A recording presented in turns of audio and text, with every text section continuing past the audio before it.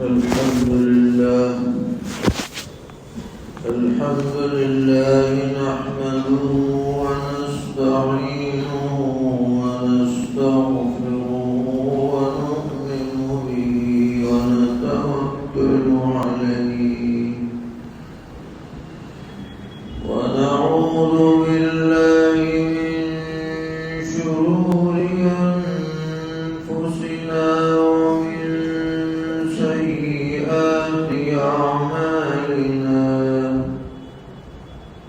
من يهده الله فلا مضل له ومن يضلل فلا هادي له ونشهد أن لا إله إلا الله وحده لا شريك له ونشهد أن سيدنا ومولانا محمدا عبده ورسوله صلى الله تبارك وتعالى عليه وعلى آله وأصحابه وذرياته أجمعين أما بعد فأعوذ بالله من الشيطان الرجيم بسم الله الرحمن الرحيم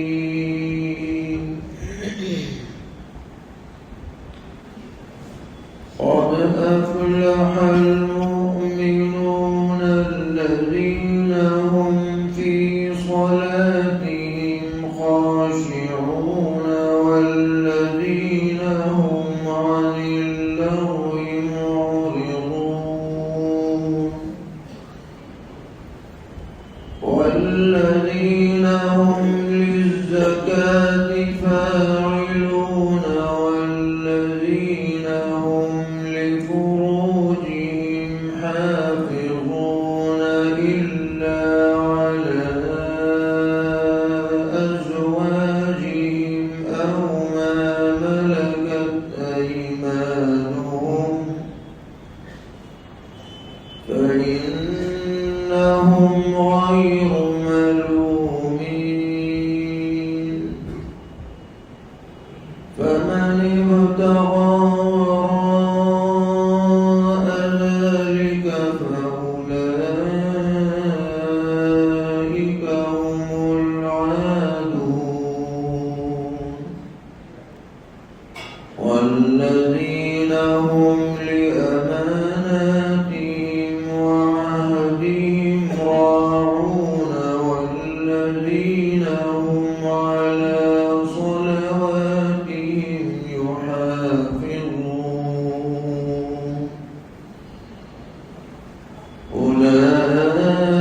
أولئك هم الوارثون الذين يرثون الفردوس هم فيها خالدون صدق الله مولانا العلي العظيم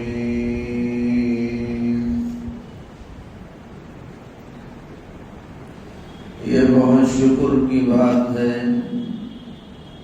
कि अल्लाह ताला ने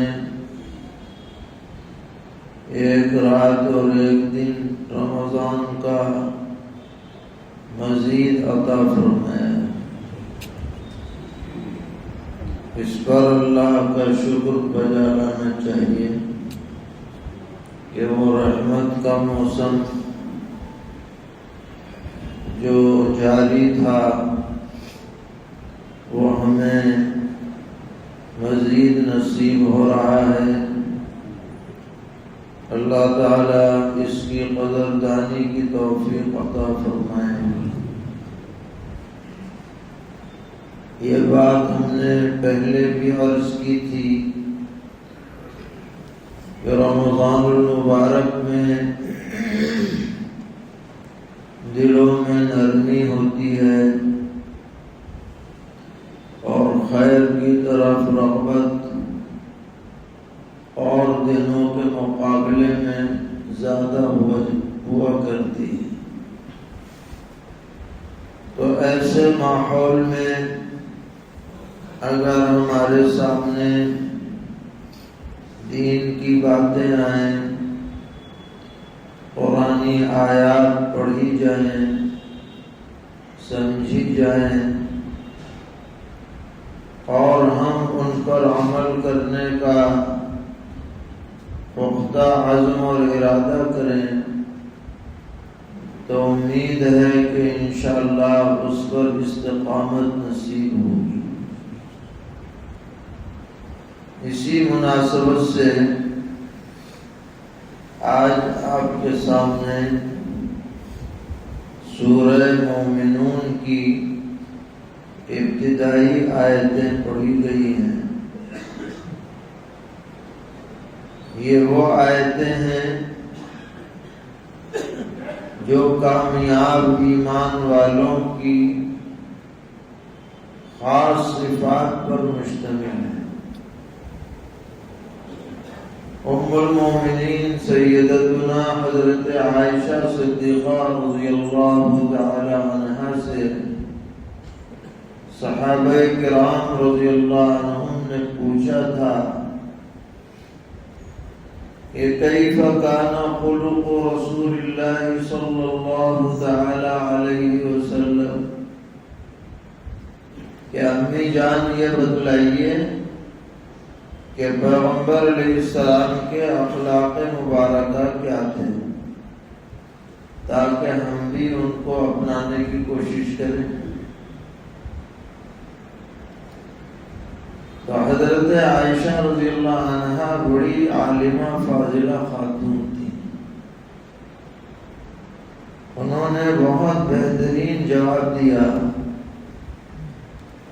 فرمایا کانا خلقہ القرآن، حضور کے اخلاق جاننا چاہتے ہو قرآن پڑھ لو، ادھر قرآن پڑھتے جاؤ ادھر حضور کی زندگی دیکھتے جاؤ۔ قرآن کی عملی تفسیر پیغمبر علیہ السلام کی زندگی ہے۔ تو ایک کتاب تو وہ ہے جو ہم پڑھتے ہیں اور اس کی تشریح وہ ہے جو ہم دیکھتے ہیں پیغمبر علیہ السلام کی زندگی میں۔ آپ نے قولاً بھی اس کی تشریح فرمائی اور عملاً بھی تشریح فرمائی۔ اس کے بعد امی جان رضی اللہ تعالی عنہا نے یہ آیتیں پڑھ کے سنا دی کہ یہ پڑھ لو، یہ پیغمبر علیہ السلام کے اخلاق ہیں۔ ان میں 6 باتیں بیان ہوئی ہیں۔ پہلی بات یہ ہے کہ نماز پڑھتے ہیں خشوع و خضوع کے ساتھ۔ یعنی ایسے نماز نہیں پڑھتے کہ بیگار ٹال لیں دم دم، دماغ کہیں ہے نماز کہیں ہے، بلکہ کامل توجہ اور سکون کے ساتھ نماز پڑھتے ہیں۔ اعضاء و جوارح بھی بالکل پرسکون ہوتے ہیں اور دل و دماغ بھی پوری طرح متوجہ ہوتا ہے۔ یہ ایمان والوں کی اہم ترین صفت ہے، نمبر 1 پر اسے بیان کیا گیا۔ بعض حدیثوں میں آتا ہے کہ میری امت میں سب سے پہلے نماز کا خشوع اٹھایا جائے گا۔ بڑی بڑی جماعت ہوگی مسجد میں لیکن ایک آدمی بھی خشوع سے پڑھنے والا نہ ہوگا، نعوذ باللہ من ذالک۔ آج ہم یہ بات اپنی آنکھوں سے دیکھ رہے ہیں۔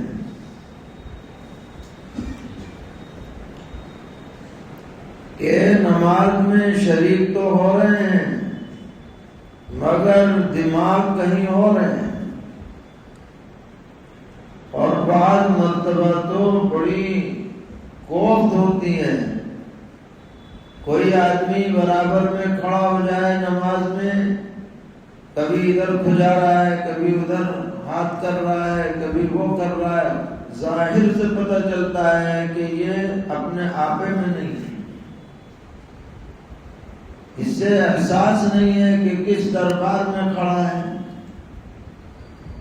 دنیا کے کسی حاکم کے سامنے جا کر آدمی اٹینشن ہو جاتا ہے، ادھر ادھر سے توجہ ہٹا لیتا ہے، اور یہاں یہ آدمی احکم الحاکمین کے دربار میں ہاتھ باندھے ہوئے ہے اور پھر دماغ ادھر ادھر ہے۔ اور اگر پوری جماعت میں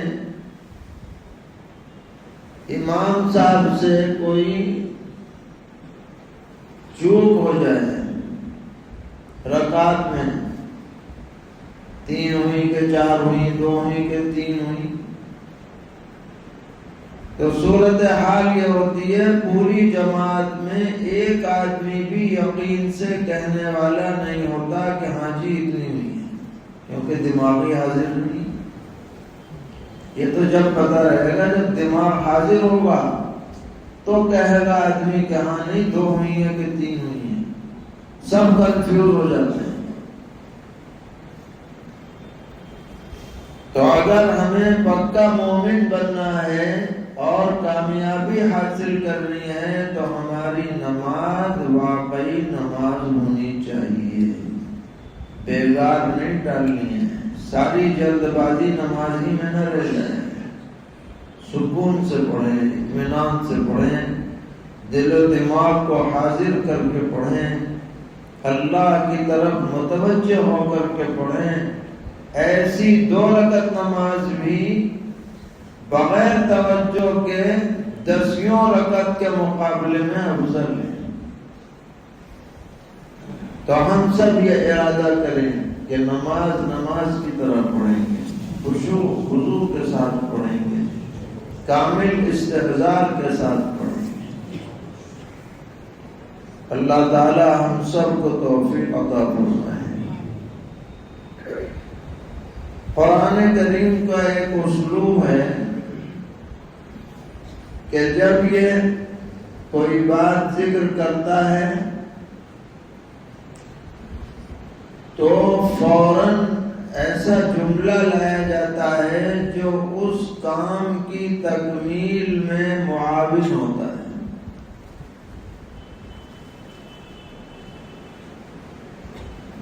جیسے کہا گیا یا ایھا الذین آمنوا اتقوا اللہ، اے لوگو اللہ سے ڈرو، پھر فوراً لائے کونوا مع الصادقین، سچے لوگوں کے ساتھ اٹھا بیٹھا کرو، اس سے تمہارے اندر ڈرنے کی صفت پیدا ہوگی، فوراً لائے۔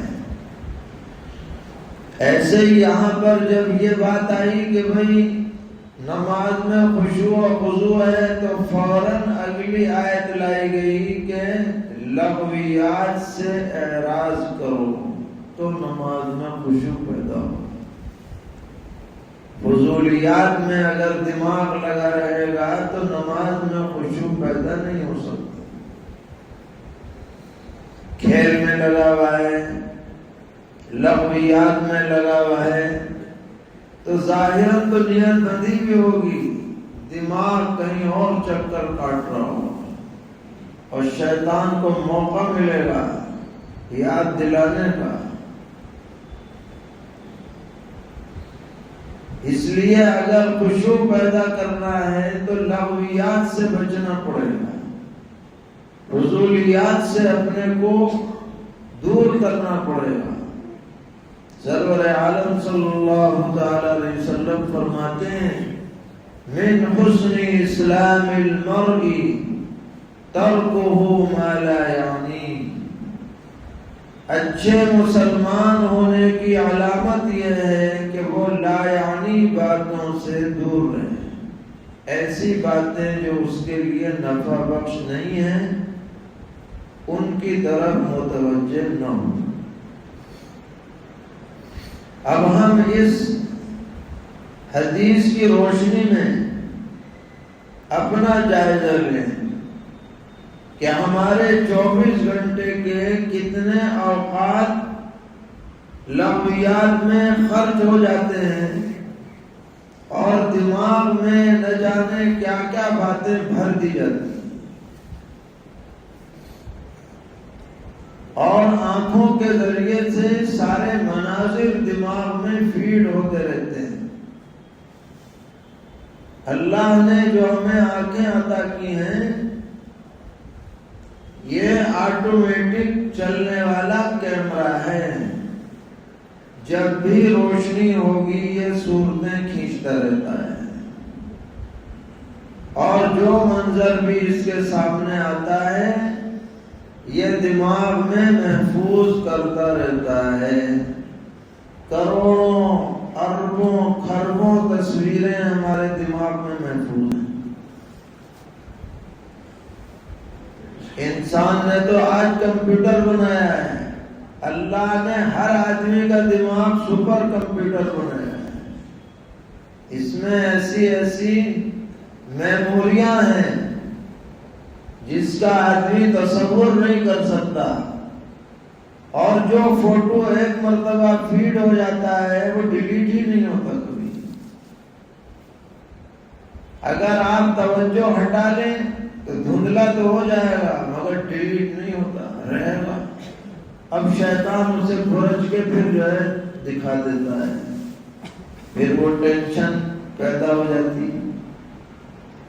اس سے بچنے کی واحد تدبیر یہ ہے کہ غلط منظر کو دیکھا نہ جائے۔ ہمارے بزرگ تھے فقیہ الامت حضرت مولانا مفتی محمود حسن صاحب گنگوئی نور اللہ مرقدہ، ان کے پاس ایک صاحب نے خط لکھا کہ غلط جگہ نظر اڑ جاتی ہے، کیا کروں؟ تو حضرت کے مزاج میں ظرافت تھی، حضرت نے فرمایا کیا کروں؟ پھاٹک بند کر لوں۔ اللہ نے آنکھوں کے لیے پھاٹک عطا کیے ہیں اور اعضاء کے لیے نہیں ہے، آنکھوں کے لیے ہے، تو غلط جگہ اٹھنے سے پہلے آنکھیں بند کر لو، نیچی کر لو، بچ جاؤ گے۔ پیغمبر علیہ السلام نے فرمایا کہ جو آدمی غلط جگہ نظر پڑنے سے بچا لے، دیکھ سکتا تھا مگر نہ دیکھے، جھکا لے،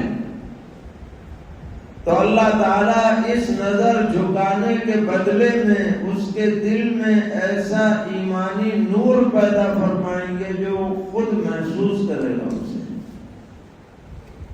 اور اگر نہ جھکایا اور گہری نظر سے دیکھ لیا تو فرمایا کہ یہ نظر شیطان کے زہر میں بجھے ہوئے تیروں میں سے تیر ہے، اگر یہ تیر لگ گیا تو اب یہ نحوست پیدا ہو گئی۔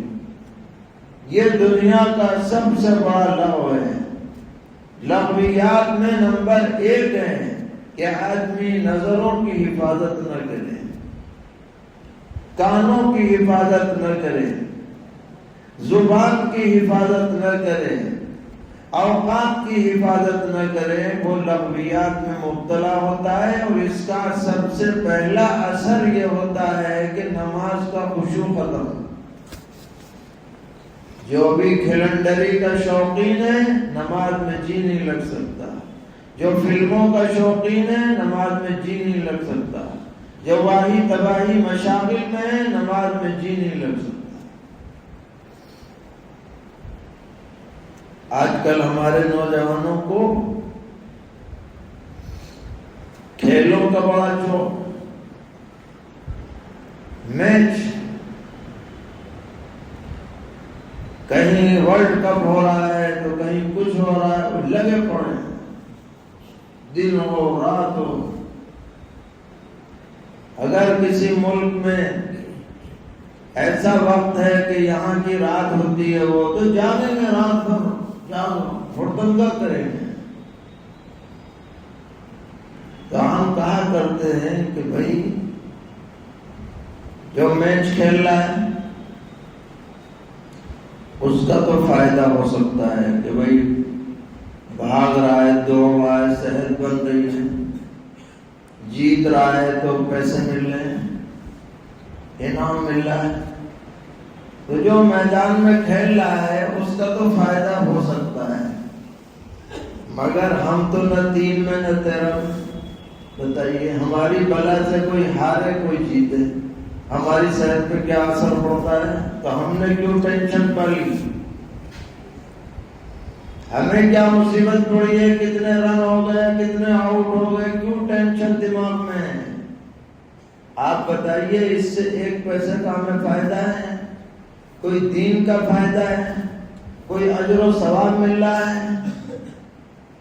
یہ ٹینشن ہم کیوں پال رہے ہیں؟ یہ ساری کی ساری شیطنت ہے۔ شیطان ہمارے دل و دماغ کو اور اس کی صلاحیت کو ضائع کر دینا چاہتا ہے، عبادات کو برباد کر دینا چاہتا ہے۔ ان لغویات سے ہمیں اپنے کو بچانا ہے۔ اگر نہیں بچائیں گے تو نماز میں خشوع حاصل نہیں ہو سکتا۔ اللہ تعالی ہم سب کی حفاظت فرمائے۔ یہ دور لغویات کی کثرت کا دور ہے۔ ایک زمانہ تھا ہمارے بچپن کا زمانہ، گلی ڈنڈا چلتا تھا، صبح سے شام تک محلوں میں میدانوں میں گلی ڈنڈے چل رہے، بھاگے پھر رہے، لگے رہے، کہیں کنچے کھیلے جا رہے، یہ ہوتا تھا۔ اور کچھ لوگ تھے جو کبوتر اڑاتے تھے۔ ہم لوگوں کا بچپن کا زمانہ امروہہ میں گزرا، پورے شہر میں آفت تھی، چھتوں پہ کبوتر، صبح اڑ گئے چھت پہ تو شام کو اترے، ہر گھر میں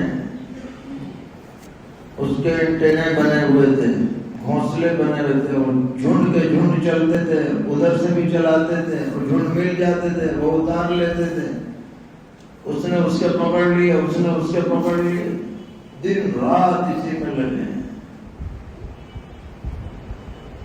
پتنگیں اڑائی جاتی، مقابلے ہوتے تھے۔ اب یہ چیزیں تو ذرا گھٹ گئی، لیکن یہ ساری خرافاتیں موبائل میں آ گئی۔ اب وہ لغویات کا مجموعہ کیا بن گیا؟ یہ اسمارٹ فون بن گیا۔ اس سے بھی زیادہ خطرناک، زہرناک، دل و دماغ کو خراب کرنے والی چیزیں آج اس کے ذریعے سے لوگوں کے ذہنوں تک پہنچ رہی ہیں۔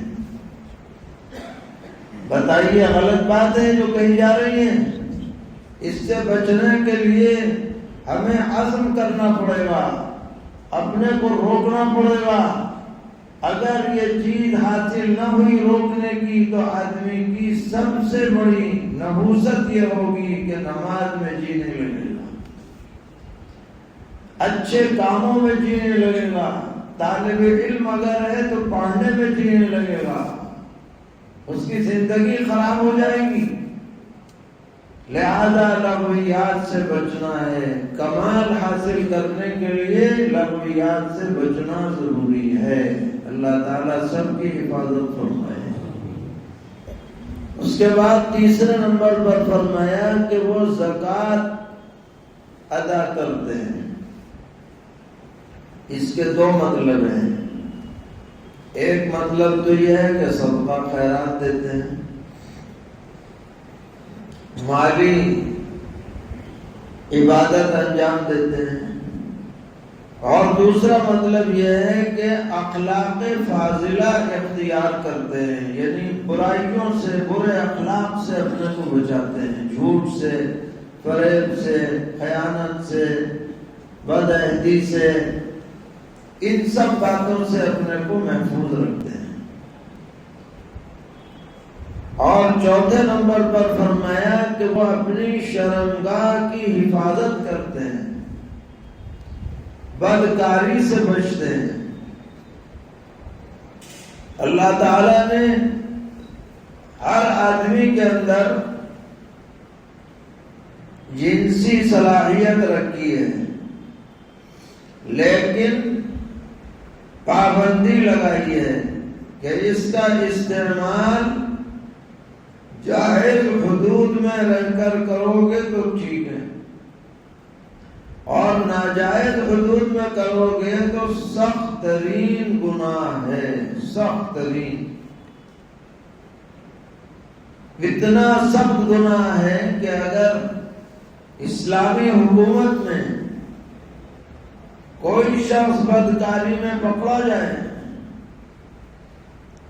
تو اگر وہ شادی شدہ ہے اور پھر بدکاری کر رہا ہے تو اس کو رجم کی سزا ہے، یعنی میدان میں کھڑا کر کے لوگ پتھر مارے تاکہ مر جائے۔ شریعت یہاں تک کہتی ہے یہ زندہ رہنے کے قابل نہیں، اور اگر وہ شادی شدہ نہیں ہے تو برملا اس پر 100 کوڑے لگائے جائیں تاکہ ساری ترنگ نکل جائے اور ذلت لہو، کیونکہ اگر اس کی چھوٹ دے دی جائے گی تو پھر انسان میں اور جانوروں میں کوئی فرق نہیں رہے گا، اور سب نسب بدل جائیں گے، مشتبہ ہو جائیں گے، یہ نہیں پتہ چلے گا کون کس کا اصلی باپ ہے کون نہیں۔ یہ بدکاری کی نحوست ہوگی۔ آج کل یورپ میں شادیاں لوگ نہیں کرتے، ناجائز حرام کاریاں عام ہیں، تو وہاں پر ماں باپ جب بوڑھے ہو جاتے ہیں تو گھر میں نہیں رکھتے، لوگ ان کو اولڈ ہوم میں بھیج دیتے ہیں کہ یہاں رہو، سرکاری بھی ہیں غیر سرکاری بھی ہیں، فیس ادا کرو، کھاؤ پیو، بس وہیں رہو۔ تو ان کی آخری زندگی جو ہے نہایت کرب اور نہایت ہی تکلیف میں گزرتی ہے۔ ہمارے معاشرے میں، اسلامی معاشرے میں، ماں باپ جتنے بوڑھے ہو جائیں تو بچے ان کی خدمت کرنا اپنے لیے سعادت سمجھتے ہیں۔ وہ پوتوں نواسوں کے بیچ میں زندگی گزارتے ہیں، دل بہلتا ہے ان کا، لوگ آتے ہیں ملتے ہیں، سب گھروں میں یہی معاملات ہیں، لیکن وہاں گھر میں بوڑھوں کو نہیں رکھتے، نکالو اسے۔ تو سوچا گیا کہ یہ بات کیا ہے؟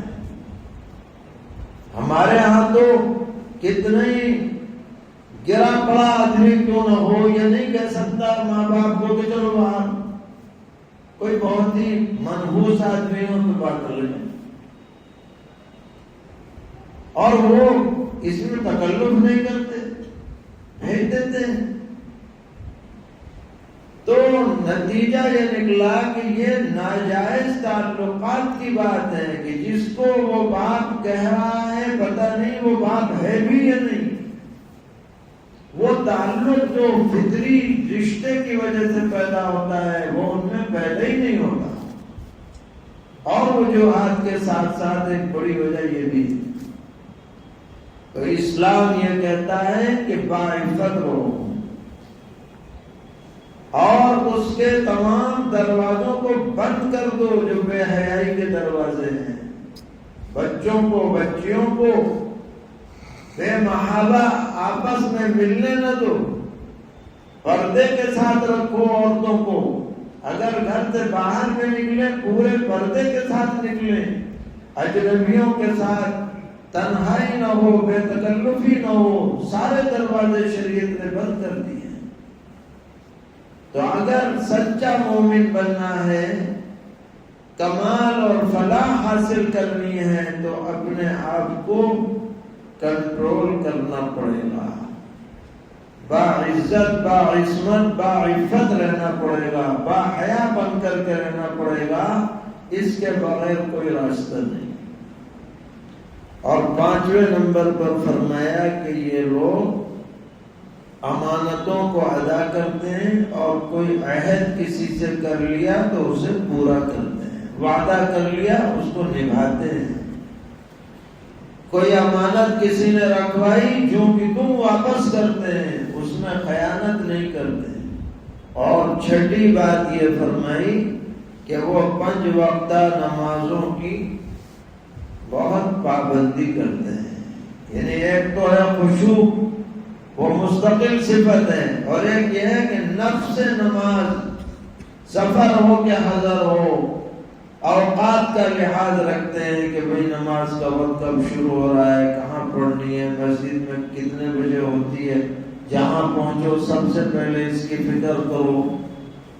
تو جو ان 6 صفات کو اپنائے گا، اللہ تعالیٰ اس کو بشارت سنا رہے ہیں کہ اسے جنت الفردوس کا ٹکٹ ملے گا، اور ایسا ٹکٹ ملے گا کہ ہمیشہ وہاں رہنے کا انتظام ہوگا، یہ نہیں کہ ٹہل ٹہلا کے واپس آ جاؤ۔ تو جو آدمی جنت الفردوس میں جانا چاہتا ہے وہ ان 6 باتوں کی پابندی کرے۔ نمبر 1 نماز میں خشوع و خضوع، نمبر 2 لغویات سے احتراز، نمبر 3 صدقہ خیرات اور تزکیہ، اور نمبر 4 بے حیائی کی باتوں سے بدکاریوں سے اپنے کو بچانا، اور نمبر 5 امانت داری اور عہد کی پاسداری کرنا، اور نمبر 6 نمازوں کی پابندی کرنا۔ جو ان باتوں کا خیال کرے گا، اللہ کا وعدہ سچا ہے، ضرور اس کے لیے وعدہ پورا ہوگا۔ فرمایا قد افلح المؤمنون الذین هم فی صلاتهم خاشعون۔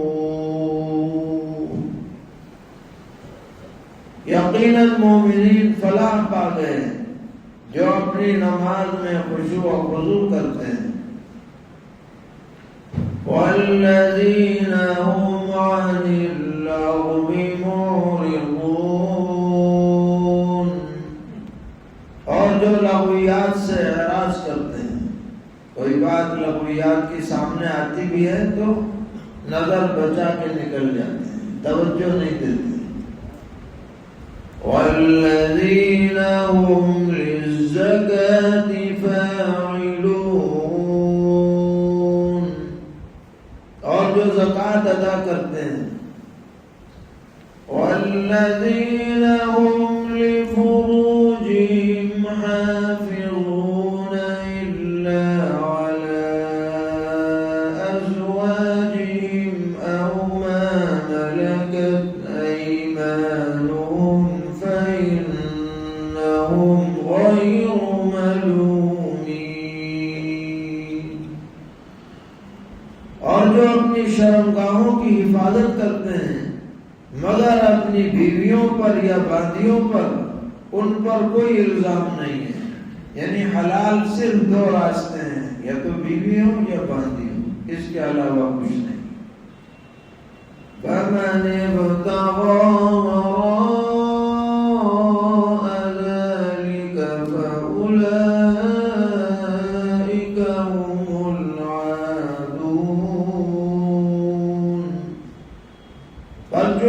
اس کے علاوہ راستہ اختیار کرے وہ حد سے آگے بڑھنے والا ہے، اس کے علاوہ اگر شہوت رانی کرتا ہے وہ قابل مذمت ہے۔ والذین هم لأماناتهم وعهدهم راعون، اور جو اپنی امانتیں اور اپنے اقرار سے خبردار ہیں، یعنی امانتیں بھی ادا کرتے ہیں، عہد کی بھی پاسداری کرتے ہیں۔ والذین هم علی صلواتهم یحافظون، اور جو اپنی نمازوں کی خبر رکھتے ہیں، ایسے پابند ہیں کہ جب وقت ہو جائے جب تک ادا نہ کر لیں چین نہیں پڑتا۔ بھائی نماز پڑھنی ہے، کیسے پڑھنی ہے، کہاں پڑھنی ہے، سفر میں بھی چین نہیں ہے جب تک کہ نہ پڑھ لیں۔ یہ بات ہر مسلمان میں ہونی چاہیے۔ اولئک هم الوارثون الذین یرثون الفردوس هم فیہا خالدون، یہی لوگ ہیں جو میراث لینے والے ہیں، جو جنت الفردوس کی میراث پائیں گے اور وہ اسی میں ہمیشہ رہیں گے۔ اللہ تعالی ہم سب کو اپنی اس عظیم نعمت سے سرفراز فرمائیں اور مذکورہ صفات سے ہمیں اور پوری امت